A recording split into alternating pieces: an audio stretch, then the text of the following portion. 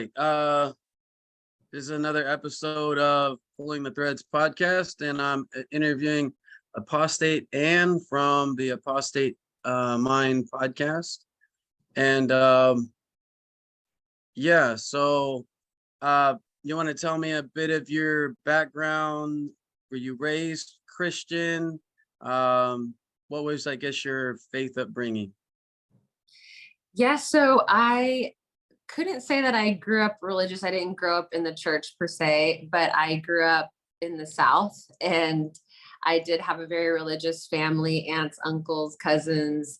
And so I feel like everybody around me was always religious because I feel like that's all I've ever known. And yeah, that was the majority of everybody's beliefs around me, but I didn't grow up in the church. Okay. So then later on down the road, met my husband, got married. Someone advised us like, hey, to have a good, successful marriage, it's good to center your relationship in Christ. And the closer you get to Christ, the closer you are to each other. So we really started going to church together. We were baptized together. Then my husband really got on fire for the Lord and started to pursue a bachelor's degree, then a master's degree in biblical studies. He became a pastor. So then I was, the pastor's wife. And even before that, I would always go on mission trips and be trying to live a godly life, even though I wasn't deep into the religion until later on. Mm-hmm. Well, I have to say that that's quite different to you now. I don't know, coming out as an apostate in your name there, so so you were involved with missions and stuff. So part of the intersection with us, I don't know if you mind me saying, but I went to Covenant Church. I don't know if that's something you're comfortable saying. Yeah, that's where we were baptized. Okay. So yeah, I mean, I find that's interesting that, I'm in San Diego now and kind of on a similar journey of deconstructing, moving away from Christianity, looking for more scientific, historically grounded truth, stuff like that. Mm-hmm. So now did you go to Bible college or anything, or were you involved in ministry yourself? Well, I went to a Methodist school, but it wasn't like a practicing religious school. But because I was a music major at the time, I was recruited by the local campus ministry to be part of their worship team. So that's when I was learning a lot of the worship songs for the first time, the songs that other people grew up knowing and singing. And so that was sort of my involvement in the church, in addition to teaching Sunday school and volunteering and that kind of thing. Okay. You did some mission trips. Where did you do mission trips to? I did a week in San Francisco serving the homeless, a week in Nashville serving the homeless out there, and then a week in Juarez, Mexico, building houses. Okay. Yeah, I mean, I was involved with missions work, helped build a church down Tijuana area, did missions in Europe and Mexico and stuff like that. So I can relate to that. So so you were on the worship team, involved with worship music a bit? Yes.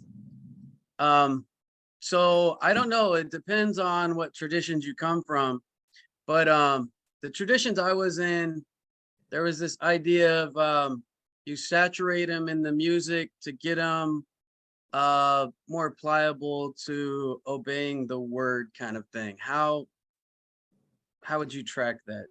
Totally.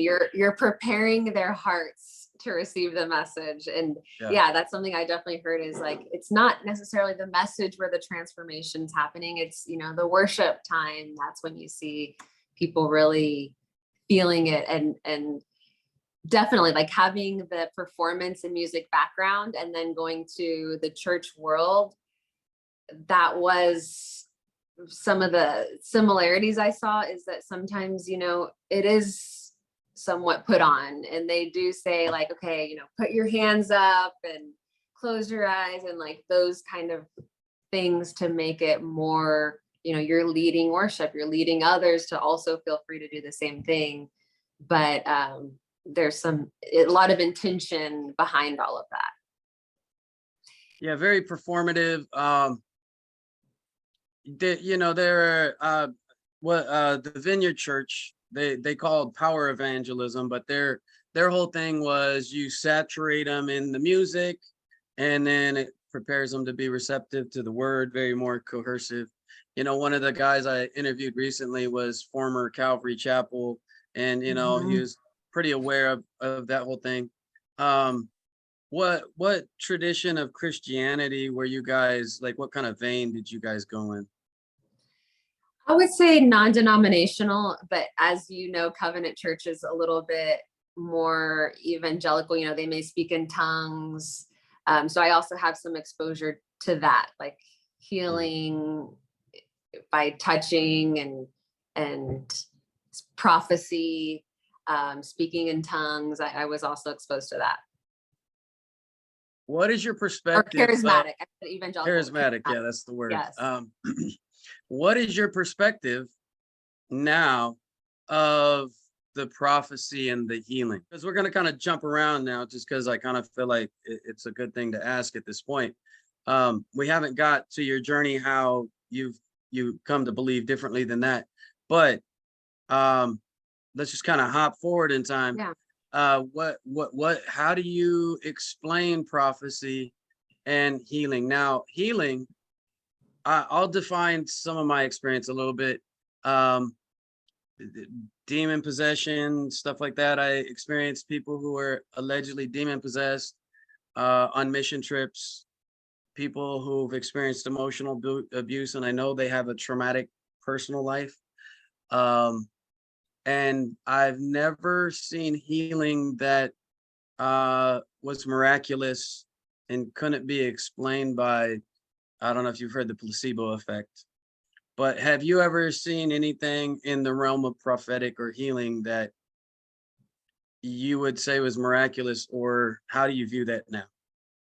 No, I haven't. And it wasn't until I let go of the belief, or that I was challenging my beliefs, that I really reflected on all those things that I thought were, a healing or a prophecy, and was like, well, that was pretty vague as far as prophecy goes. Or that could be a self-fulfilling prophecy. Like a prophet tells you you're traveling to Europe, and so you buy a ticket to Europe, and that prophecy came true.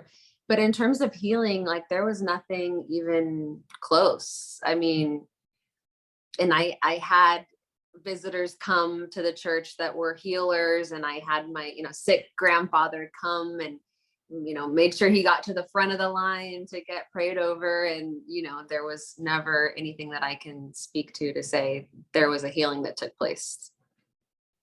So were you at Covenant Church when they kind of had a focus on the Be in Health ministries? I don't know. There was a group that would meet there, and it was based out of it was interesting because it was based out of Georgia, and they were having because I remember so part of my story, I was going to Covenant Church around the time that I met my ex, and we started couples counseling there. But yeah, while we were there, that they had started doing like this Be in Health ministry thing. But that was circa 2006, maybe. So I don't know what time you guys went there. But anyways, it was focused on healing. And to be honest, in all of my experience, and you touched on like the prophecy and the healing, I was involved with a lot of big name ministries. I don't know if you know of the Brownsville revival, Pensacola, Florida. Like I traveled out there. There were people who came to the church I was at. There was a lot of passionate preaching, the laying on of hands, everybody falling out. I remember one experience. It was somebody was praying over me, and it's the only time I fell down. But it wasn't because of anything spiritual. His breath was so bad, I wanted to get away. It was bad. And after that, I went up to the pastor because I worked at the church, and I was like, we need Tic Tacs. So And there's also that social pressure, right? You can't be the only one not falling back. What's that going to say about you? right. So yeah, there was a lot of pressure. And I would say because I had experienced like abuse in my childhood and trauma, when somebody's offering something, there's a belief paradox that somebody told me that if you're told for like a year that you have a mole on your head, but you don't have a mole on your head, you'll start to believe it. And over time, your body will start to manifest as if it's true. Because you're the power of your mind, the belief paradox, so I feel like I was being led in a way that I started to feel like there was spiritual things that now, factually it couldn't have been happened. So, yeah. I remember one time thinking I was speaking in tongues, and even in the moment, I'm like, what was I really speaking in tongues, or did I kind of put it on, but in your head, you're like, okay, I'm just going to let these words flow through, the spirit flow through, and you think that's really happening. Was it she bought a Honda, she should have bought a Hyundai. Shaka-laka-laka. Yeah, that kind of stuff. So your experience with being coaxed into speaking in tongues. I say being coaxed because most of the time that I've ever seen it required a person laying their hands on you, encouraging you, them doing it, kind of repeat after me. It was like you said, a lot of social pressure. But I also don't think that's what that text was referring to, but that they used to support I think it was actually like translating things into another language to speak to people, which would be different. Right. Their use of glossolalia might not be what it was intended for. But was your experience when you first spoke in tongues, how did that go about? I was on the worship team, so on the stage and, singing, and it was just a moment of prayer. And so I was just like trying to let the spirit flow through me. And so then I was just like, gibberish. Yeah. But then thinking like, was that, or wasn't it? Or maybe I did. And, just going through that. But that was really the only time that happened. But it was during, it was by myself in a way, but it's, okay. I'm on stage, praying. But I mean, you're on stage, you're performing in a charismatic church. Yes. It's performative worship and there's expectations. So maybe there's some social pressure involved with this. I don't know. I mean, I felt like my experience, there was a bunch of people with their hands around me. It was a lot of she should have bought a Honda stuff going on. And, it seemed physiological and performative, something I could call up and do almost any time, but I don't think it had any significant benefit, Yeah, there's no real purpose if no one understands you. And I remember being confused, like, well, then why? And, someone told me, well, it's an angelic language. And it's like, well, don't they understand my regular language? Like, why do I have to speak in a language that only they understand? Or, that didn't make sense to me. Yeah, well, and then it calls back to like ancient Greek when they had the ecstatic prophets and, worship of pagan gods, and people would go into those altered state of consciousness and start doing something like that. But is that really necessary, in any kind of belief system? The kind of altered states of consciousness where you got there. So I would say, where those viewing the podcast who are Christian might think we just blaspheme the Holy Spirit since we're talking about it and not believing in it. And actually, I was going to say, even before that, so my husband went to Dallas Theological Seminary, and that was one of the gifts that was considered a dead gift. Like it was no longer in play. So even their very conservative religious views kind of felt like speaking in tongues was either dead or out of order if you're doing it in church. If you don't have a translator, it's considered out of order. So even among the religious, it's not necessarily an accepted practice across the board.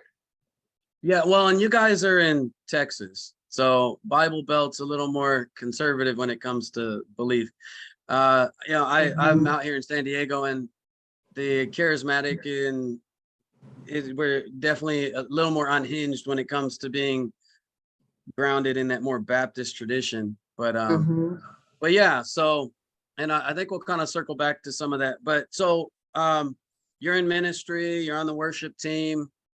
What caused you to, like, you and your husband, like, where did you guys go in your journey that you started to like question the validity of your experiences and your belief? Like, where did you go that this experience, this spiritual experience of speaking in tongues, healing, and prophecy, you started to question these things? So my husband worked at a church and was a pastor, and he was let go at the time. And it was for like, they didn't have a budget for him and a worship pastor, and they really needed a worship pastor. And that was what happened. But when we stopped going to church, we then tried to find other churches to go to. Well, first of all, when we stopped going to church, we were like, man, this is nice. We can sleep in. We're spending way more time with our kids. We're having a big breakfast and sitting at the table. And that's way more valuable than sticking your kids in childcare and being in church for 3 hours. And, you know, we were kind of burned out at that point because we were so involved. So we really loved not going for a little bit. But once we were like, okay, it's time to go back to church, we visited a few. And at that point, we kind of saw all the behind the scenes at that point to where we couldn't unsee it. Now we saw all the production behind it, you know, knew all the work of the volunteers that went on to put this on. But that was separate. Like, we were still believers for a long time after that, but that was just sort of like dipping our toe and walking away from the church for a little bit. But for me, I think the whole Trump thing, like seeing, first of all, that he wasn't reelected. So I had heard a prophecy that he would get another term. And so the fact that that didn't happen was like, okay, that prophecy was wrong. So maybe God doesn't have a purpose for this very terrible leader. Yeah. I know that's controversial, but, you know, just speaking of what I was seeing, because I was listening to all the rallies and just seeing what he was saying and promoting hate, and I just couldn't reconcile that. So anyway, I couldn't reconcile that being God's will. And so once he wasn't reelected and that prophecy didn't come true, then I was like, okay, well, maybe it's not God's will. And there was other things, like I was always bothered by, you know, the stance on homosexuality within the church. So that was something else. I was like, I mean, if God is love and this is love, like maybe the Bible's wrong about this. And if the Bible's wrong about that, maybe the Bible could be wrong about other things. So there was that.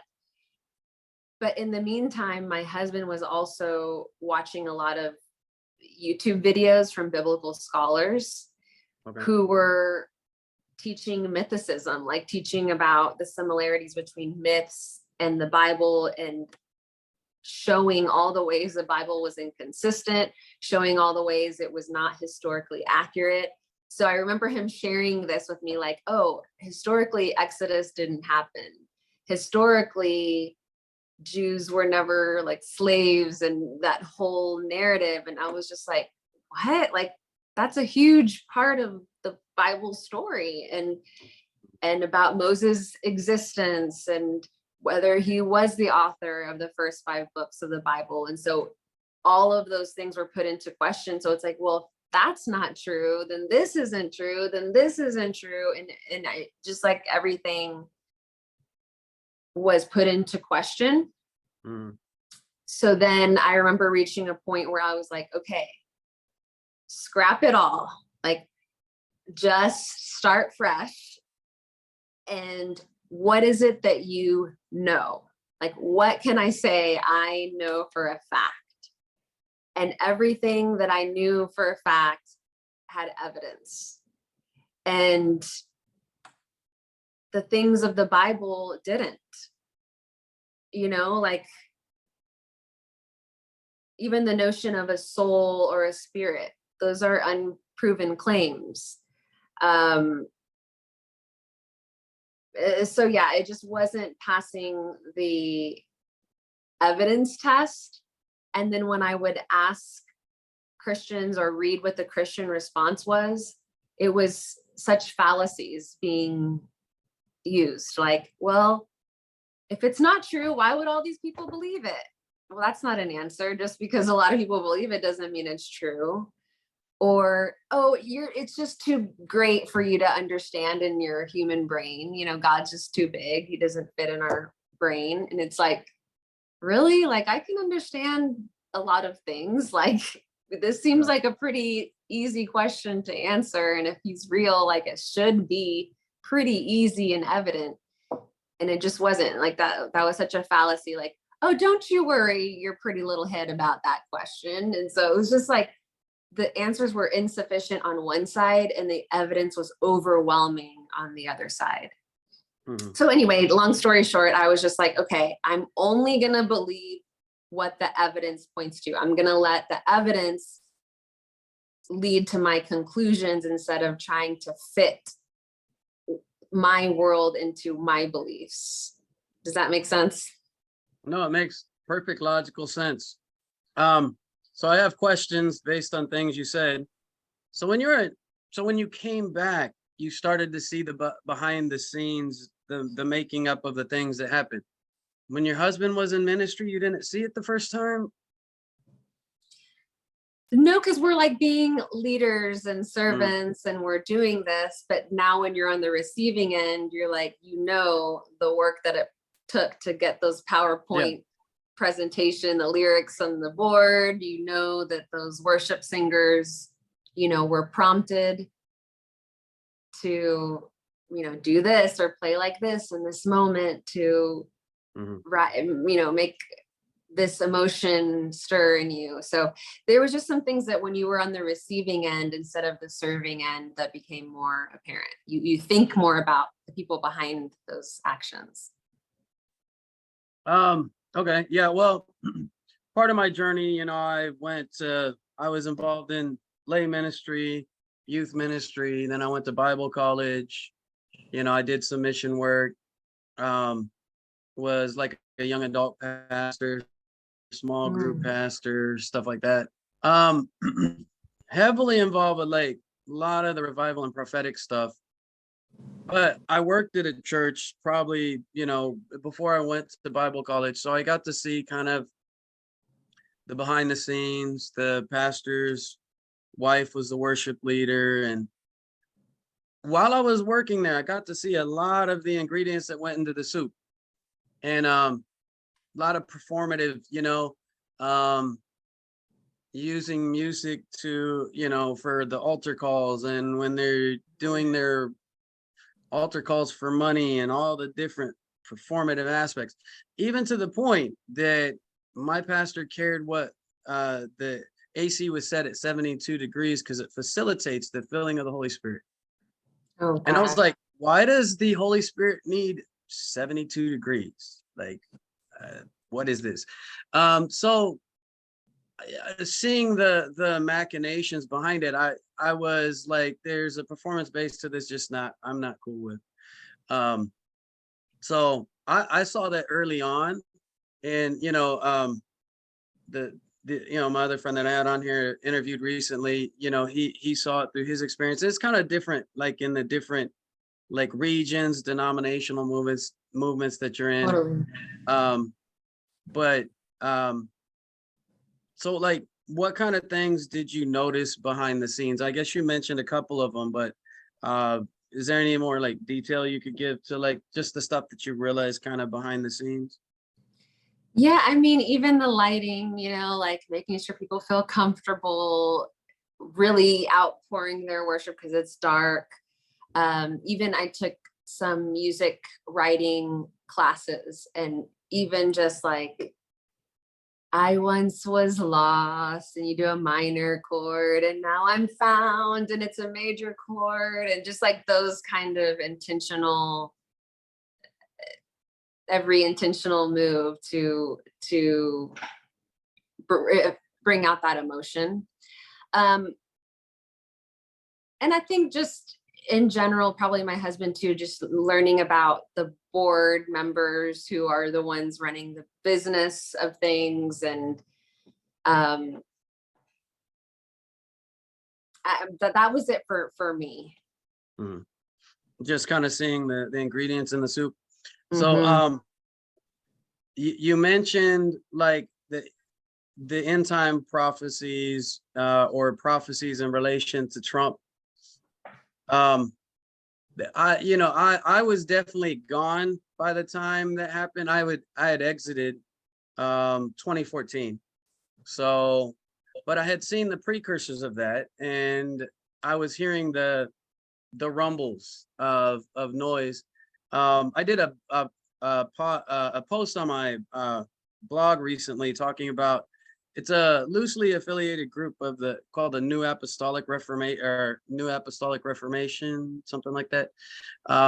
It's a bunch of prophetic people, and they have influence within the political realm. One thing I kept hearing, and I was hearing that back in 2014, is the end of the world is supposed to, Jesus coming in like 2025 or 2030. And there was just like this. And I was talking to a scholar. I'm not going to name who he is, but I may have him on the podcast in the future. He's worked with like Waco and stuff like that. Apocalypticism can lead to some dangerous things. So that was one of the things I was uncomfortable with on my way out, that I'm actually kind of glad I was on the outside observing it, but also helped me notice things about my marriage that my marriage was coming to its foregone conclusion. But not to go off track too far there. So what led you? Were you going to say something? Yeah, I was going to say, so actually during that same time, my husband was still, really deep, and I was the one questioning first. And so there came a point where I was just questioning so much and so long that I felt like I needed to tell him and like come out to him. And originally he did not receive it well. Like it was a major point of contention, to the point it was threatening our relationship for a day. And I told him, like, then you should leave me. If that's how you feel, you should leave me. And then after that, he didn't bring it up again. And then he started going on his own journey, and then we were on the same page. But just to relate to what you're saying. So it took some time to process that, and I can definitely talk to him about his share in that journey when I interview him. I mean, any change like that's gonna, definitely cause a rub in the fabric of any relationship. So, but yeah. So I guess what was the next step in your guys' journey? Where did you guys go from that point? I mean, so at that point, when we were going to church and we're like, just put on, we were just like, okay, let's just lean into not going. That's what we are enjoying. That's what we were getting the most value out of, is spending time with our kids and our families. Cause we were so involved in the church. My husband was working all week, and then Saturday you've got to prepare for service on Sunday. And then Sunday you have the service. And then afterwards, maybe like welcome the new people, give them a tour. And it's usually Saturdays. I was having the families in the church at our house almost every weekend. So it was like, finally, once we took a step away from church, we finally had time for our family, for our friends. And so we were really enjoying that. And and okay, so then, I told you I was questioning and told him, and then he went on his own journey. And then there came a time where we had to come out to our daughters because we had taught them one way all this time. And they were asking us about it, like, wait, so you don't feel like that anymore, or you don't have a problem with this anymore? And so we both had to sit down with them and be like, okay, we don't believe anymore, and here's what that means. And it's been a lot of us deconstructing slowly but surely, and finding out what that means to us and what we're going to do with our new worldview. Okay. I have two questions. One, before I ask my major question, how do you define yourselves? Agnostic, atheist, not believer, non-believer, spiritual? My husband would say he's full-on atheist. I would say I am full atheist, but I have maybe some unanswered questions, maybe one or two unanswered questions. Okay. And so my follow-up question to that is, how does an atheist raise good kids and seem to be happy? It's so much easier than you would think, because it's so based on reality, and it's so practical and based on evidence. So, instead of teaching sex is a sin, wait until marriage, it may look like, hey, there's a lot of diseases out there. Make sure you're protecting yourself. Make sure you're choosing wisely. Make sure that you pick a partner who's going to treat you like this. You're truly speaking facts, talking about some of the risks and pros and cons and all of that. I mean, yeah. And I know it may sound like the reason I ask is because if somebody's watching this and they're like, oh, they left the Holy Spirit, they're now, professed atheist, they can't be happy, they don't have good relationships, they're going to go to hell, that kind of stuff. So, so I was going to that point, my daughter had really bad anxiety, and I feel like being religious added to her anxiety because she felt like God was always watching her. One thing she told me about is that one time she felt so guilty because she was like barely stuck up her middle finger to herself in the room by herself, and she was feeling so guilty about that. So I feel like there's been some pressure lifted as far as that goes. I think that if they ever question their sexuality, then that's more of a walk a journey that you feel open to explore without having to be fearful or feeling like God's judging you. I think you're more compassionate to other people, especially I remember there being atheists in my daughter's class and her being like, oh my God, like, how could you think that? And this person is evil, and like those kind of things that you're othering other people when you could be open to get to know them and get to learn why they believe what they believe. And, you're not set to everyone around you has to believe like this. Yeah. So when you were a Christian in ministry, would it be fair to say that relationships felt performative, and that there was a level of relationship that it didn't go beyond it? I'd say it's more than just an acquaintance, because how you doing? I'm highly favored. You're together for your the discipleship. There's a certain attractiveness to Christian fellowship, community, family, but it's superficial and it's performative. And I think it lacks some very genuine, deeper personal connections based in things like you've mentioned, truth, facts, good relationship ethics. Because when you're judging the other, I grew up in California, so religion out here is a little more accepting of the other and diverse. down south, I've been there. I lived there for like 9.5 years. So I've felt the difference. And so I can relate definitely, to those aspects. I mean, there's still, California, their challenges is different.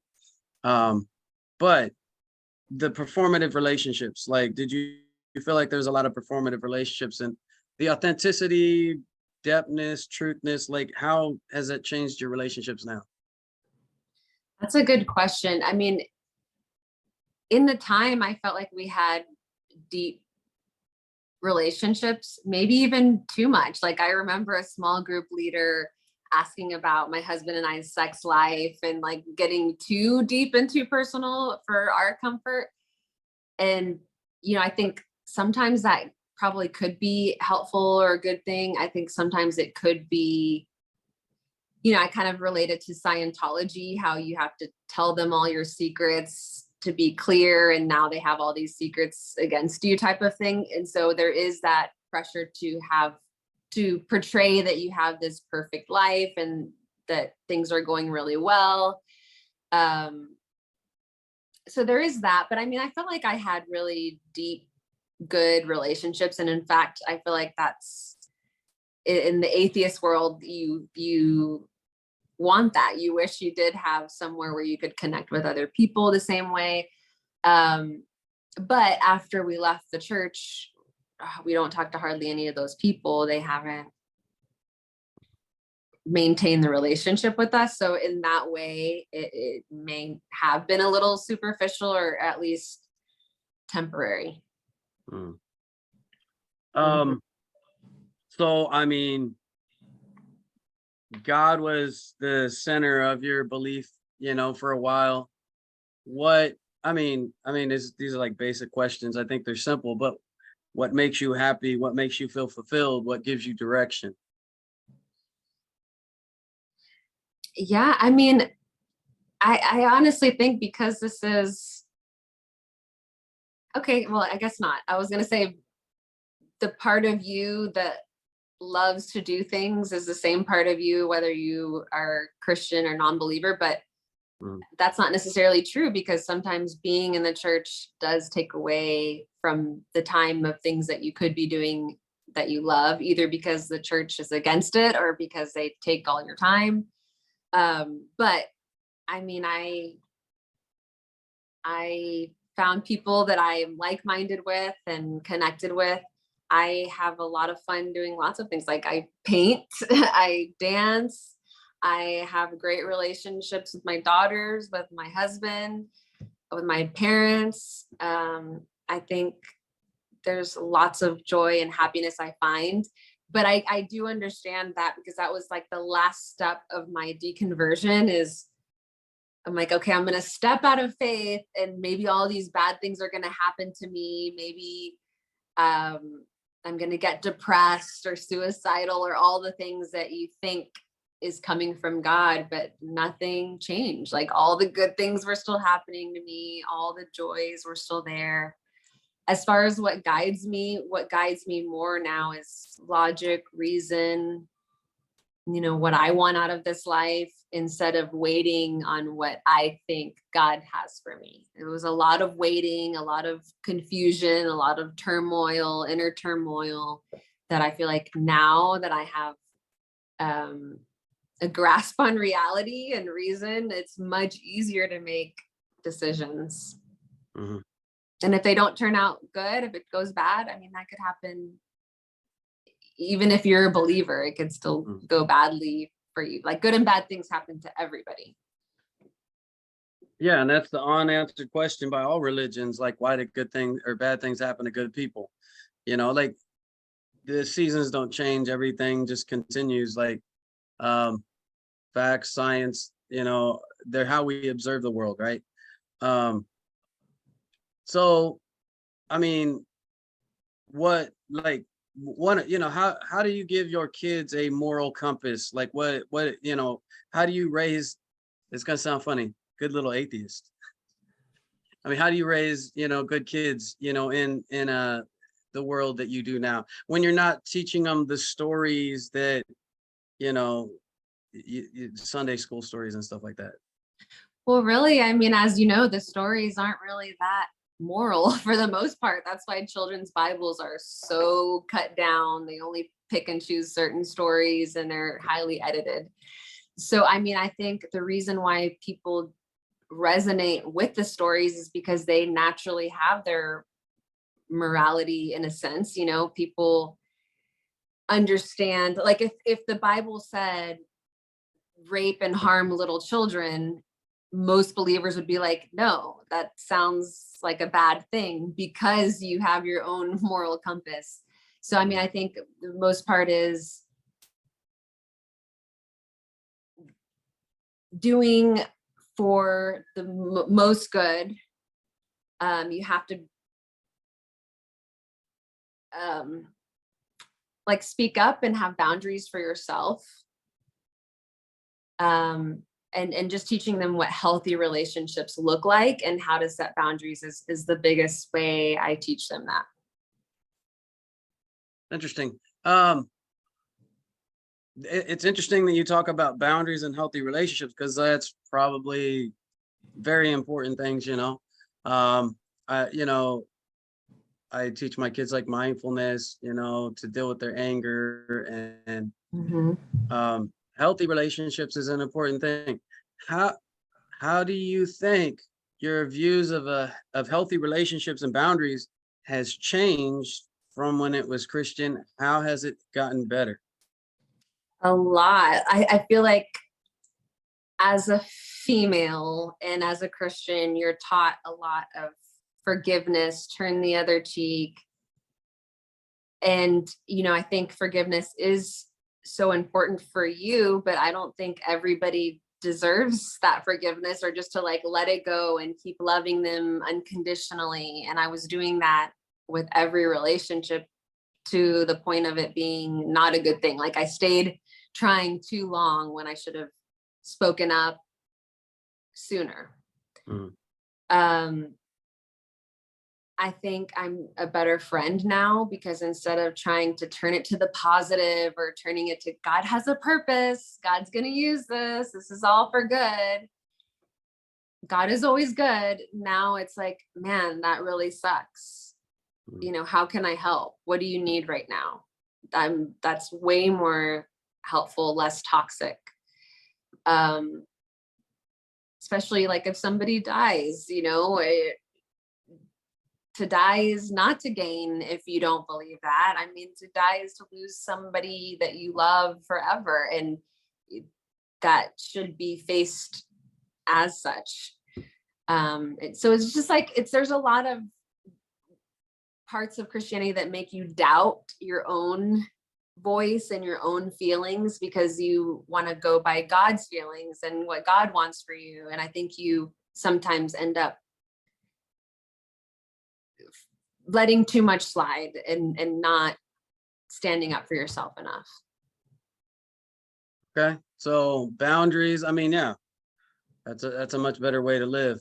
Or like, sorry, well, one more thing, or even like having mutual relationships where it's not you always serving and giving, but also being in a relationship where they appreciate you and give to you too, and having that back and forth, a two-way.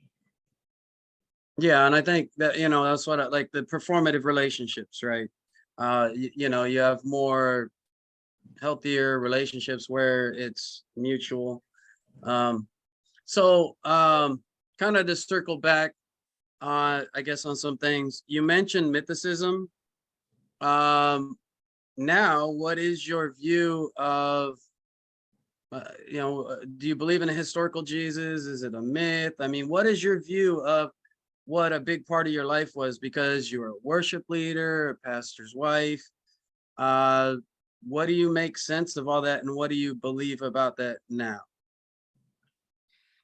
I think whether historical Jesus existed or not is irrelevant. You know, it's like saying, is Santa real? Well, was Saint Nicholas historical? Like that's another character, another definition. We're not talking about that. We're talking about the Jesus of the Bible. So as far as the Jesus of the Bible, no, there's too many historical documentation that contradicts the Bible. There's too much scientific knowledge that contradicts the Bible, archaeological evidence that contradicts it, and there's too much evidence of other religions having the exact same ancient writings, ancient stories, ancient beliefs that are the same as the Bible, to where it's like, if those other ones we now consider myths, there's no reason why this one is truth. It's has all the characteristics of those other myths. Indeed. Jesus of the Bible is a myth. Yeah, the first episode I had on here was Dr. Robert Price, and we were discussing Jesus mythicism. In your journey, and you mentioned like different, your husband was studying different YouTube. What authors, who were you guys looking to, and what was kind of formulating your ideas as you were like seeking to deconstruct and to kind of understand historically accurate truth? We were watching Joel Baden. I saw some Munger, some Erman, some David McDonald, Dr. Kipp. I mean, there's so many to list. A lot of them, like my husband was watching Yale School of Divinity professors. Okay. As well as I think Duke was another one. And he's got probably over 1,000 books that he accumulated as a believer as he went to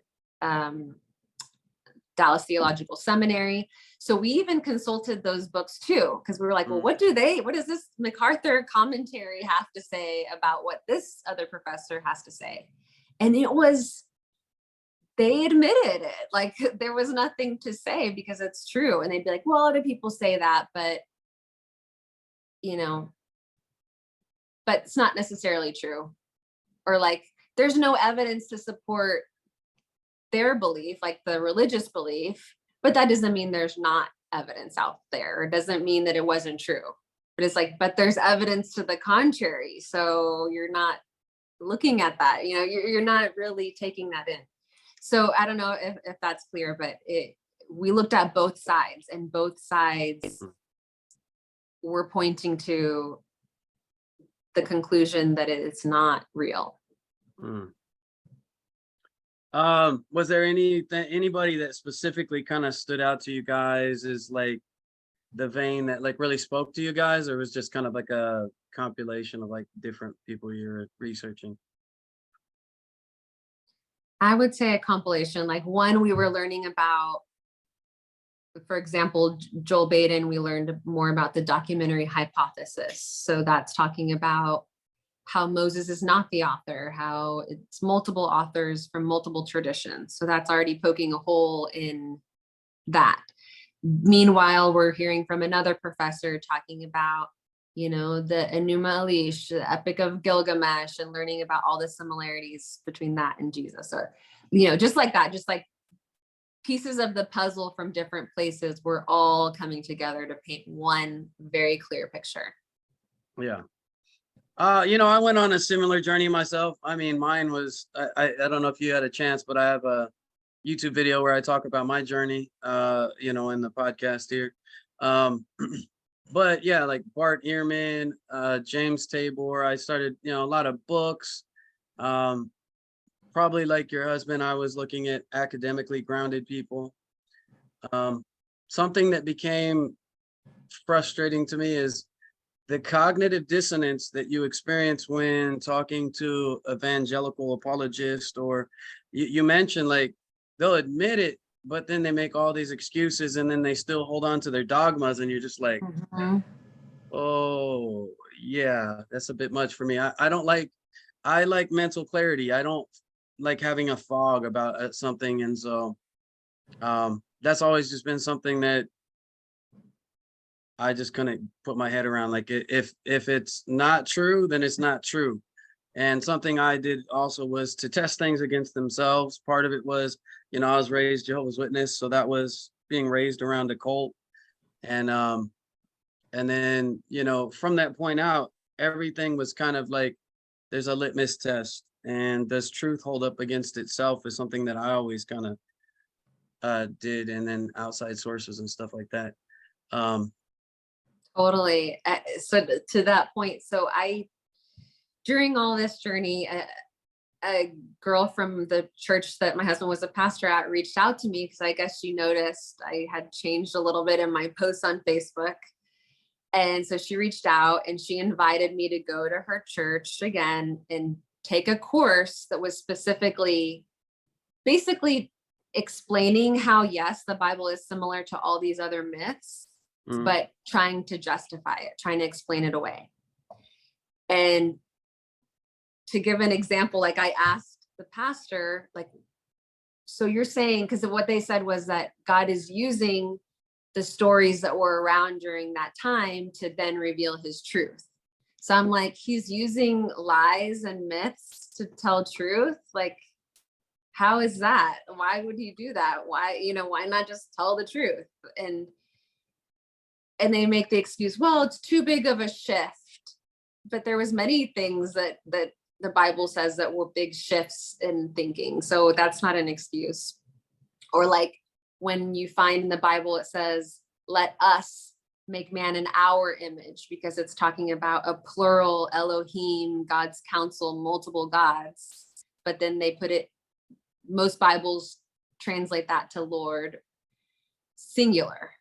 But the original text is plural gods. So then his explanation was like, oh, it's kind of like if you were to say, hey, let's get pizza. Only one person's actually paying for the pizza, but you would say, let us get pizza. And it was like, that's your explanation? Like, that doesn't make sense. So there was just a lot of silliness, silly explanations. The defense of the Trinity is quite challenging as well. I found like the New Testament text and arguments in support of the Trinity. So after coming out, I mean, have you had anybody that was like, you're going to hell? I mean, and I guess, why have you chosen the online persona of Apostate Anne as your appellation? You're embracing it. Yeah, well, I'm embracing it, but I'm also hiding behind it too, because Anne is anonymous. Mm-hmm. And so, I also feel like I do need to protect myself and my kids and, from people who can be religious fanatics. But I also feel empowered that I've challenged so many Christians, even pastors, to their face, and they didn't have good answers. So now I feel empowered to speak out more. And I didn't know a lot of the things when I was in this belief. So that also motivates me to like, man, I wish somebody had told me. I wish somebody had challenged me on these, or at least asked me questions to make me hear myself and speak out loud and try to answer these questions. And so all of that to say, I feel like it very, driven, like it's a purpose, like it's a need to get the word out there. So I can use the Apostate Anne as a very open persona or front, to where you know where I stand up front. All right. And what inspired you and your husband to start the Apostate of Mind podcast? I mean, I'm given it's probably this journey, but like specifically what kind of motivated y'all? I think because not many people know, and we want to get the word out. And I feel like this is coming out now. This is a lot of it's newer scholarship, new archaeological findings. And if you're in the bubble of church and apologists, you're not going to hear the academic side necessarily. So we're trying to bring the academic side to the masses in the only way we can think of. Yeah. Well, I kind of share the same perspective, why I'm doing what I'm doing. Like the document hypothesis is something I learned in Bible college. It's funny that in Bible college, they taught the document hypothesis for the Tanakh, but they didn't teach the Q source theory for the New Testament. So they were critical of the Old Testament, but they were not critical of the New Testament. And, you know, in Bible college, you deal with, they try to harmonize the Gospels and explain away all the contradictions. For me, the hardest problem I had is just there's so many contradictions. Harmonizing it it didn't make sense to me. So that was kind of one of my eventual like divergent points was I just don't see how it can be harmonized. And like Bart Ehrman and James DeBoer's, their material really spoke to me a lot. There was a lot like Chaim Maccabee, the Myth Maker. And like I had a huge library of just historical scholarship that somewhere between moving from Arizona to California and getting divorced, I lost a lot of my books because they just didn't make it on the journey with me. But yeah, so I know that you got some stuff to go do today. And so we don't have to keep going too long.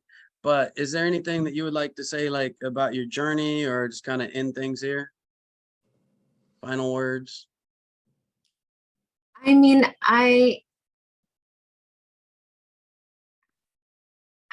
that's really good. I mean, I think when I was in the belief, I did have a lot of inner turmoil but I didn't realize it. You know, I was happy as far as I knew and at peace and all of that. But in this worldview, man, everything makes so much more sense. It's so clear. And it could be even better because now your peace of mind is not based on lies, but it's based on reality. And now you can take control over your life. And I feel like a believer would say, oh, well, you're being your own God. But I think it's a way to empower yourself to live the life. If we have one life here, then to live the life that you can stand behind, that you can be proud of. Because if we do die and that's the end, how sad would it be if you lived your life according to somebody else's rules and wasted that time that you could have been really exploring all the beauty that there is in this world. And when we think about heaven, we imagine, you know, garden and love and beautiful relationships, being reunited with your loved ones. But you have that now here, like enjoy it now. The heaven you imagine are the aspects you can have now in this life when you're living a reality-based life. You know, you said something and I kind of want to echo it, like glossing over the difficulties in life. So, you know, probably one of the most difficult parts of my life was going through divorce with my ex. Somebody said something to me that if I was in a faith community would have said. It comes more from the military, but they said, embrace the suck. You go through the worst point in your life, and instead of giving like a fantasy reality, it's like, no, it sucks. You got to go through it. Working through it, you know, mindfulness, going through like, you know, taking care of my mental health, my life choices.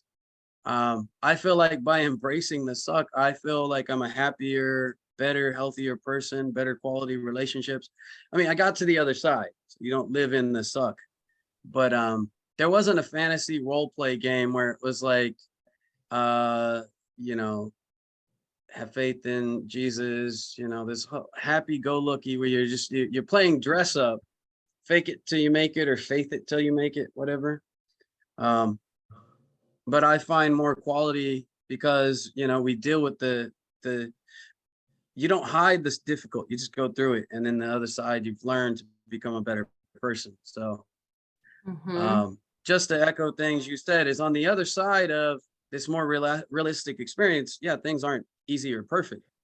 But yeah, you're more likely to ask for help too. Like you're not having these mental health issues because you're sinning or God's not favoring you right now. Maybe you need help. Maybe you need counseling. Maybe you need medication. Like you're inhibiting your progress by staying in a lie. Yeah. That's what I'm calling fantasy imagination role play. They're playing dress up. Yeah. But yeah, so yeah, I enjoy the interview. It was definitely a quality conversation. And so where can everybody find you? And like, what are you guys working on right now? Yeah, so our podcast is on YouTube channel, Apostate of Mind. So Apostate of Mind. And we've had a lot of ideas for different episodes, but I think right now we're probably going to be exploring different myths and the similarities in the Bible. We just did an episode about the documentary hypothesis, digging deep into some of the contradictions in the Tanakh. And then we also have a show called Belief Battles on Tuesday, where believers or theists can call in and share why they believe in God or challenge our disbelief. And so that's on Tuesdays at 7:30. You can call in the show. Is that on the radio or is that online? It's online. Okay. Yeah. Yeah. The internet makes it a lot easier to do this stuff and get it out there. Yes. So. Thank you so much. You're a great interviewer, and I enjoyed hearing about your story as well. All right. Well, thank you. I appreciate this, and look forward to interviewing your husband, and you enjoy the rest of your day. You too. Thank you.